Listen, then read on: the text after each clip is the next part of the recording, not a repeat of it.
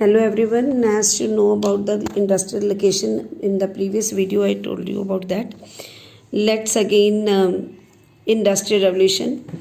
Industrial location are complex in nature. These are influenced by availability of raw material. I show you this chart for the industry market. Inputs we can say raw material and component parts, factor of production, land, labor, capital, entrepreneur, infrastructures, each and every must be there.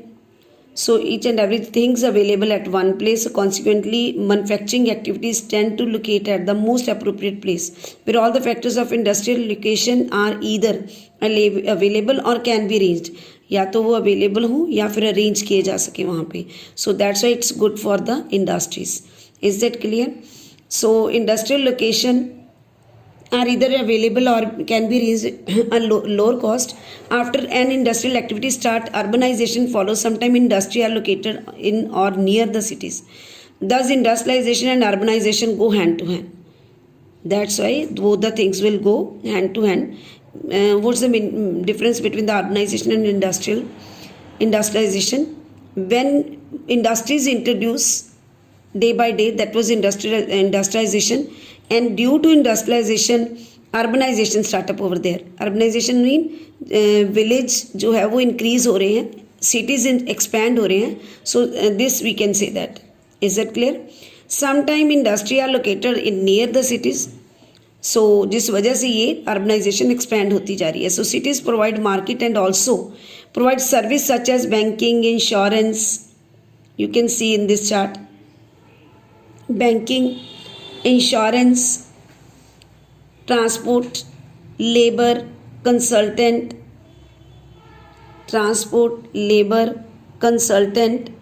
is that clear? And financial advice to the industry. Many industries tend to come, बहुत सारी industries जो हैं उसमें ज़्यादा रिवाज क्या होता है कि all things will be get from the same places. You can see in this chart, tend to come together to make use of the advantages offered by urban centers known as agglomeration economic. Gradually large industry agglomeration take place in the pre-independent period. Most manufacturing units were located in the place. From the point of view of overseas trade such as Mumbai, Kolkata, Chennai, consequently there emerged certain pockets of industry development, urban centers surrounded by the huge agriculture, rural hindrance. Clear? Now we discuss about the agro-based industry. Cotton, jute, woolen, textile, sugar and edible oil etc. industries are based on the agricultural raw material. Textile industry. The textile industry occupy a unique position in the Indian economy because it contributes significantly to the industrial production. Mean 14% employee generate over there, 35 million person directly engaged over there in the second largest sector, you can say. It contribute 4% towards GDP. It's only industry in the country which is self-reliant and complete in the value chain from raw material to the highest value added products. Clear? So now we discuss about this chart related to the industry. Mean first of all fiber, then spinning, then weaving, dyeing and finishing, then garment manufacture. You can say so fiber is raw material. Spinning mean yarn spinning over there, weaving mean fabric wave over there. So after the dyeing and finishing garment and manufacture, that made a garment, and after that we can send in the market. Is that clear?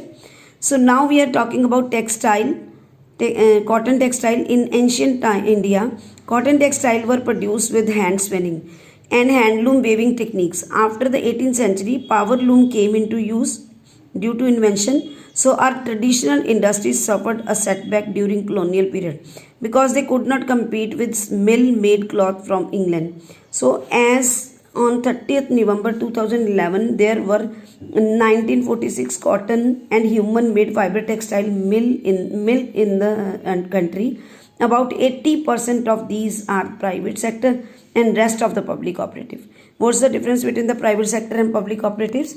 Private mean to say when individual person involved in such kind of the industries, their own industries over there, we can say it's private. And when the government holds some kind of the industries, that was called public sector. Is that clear?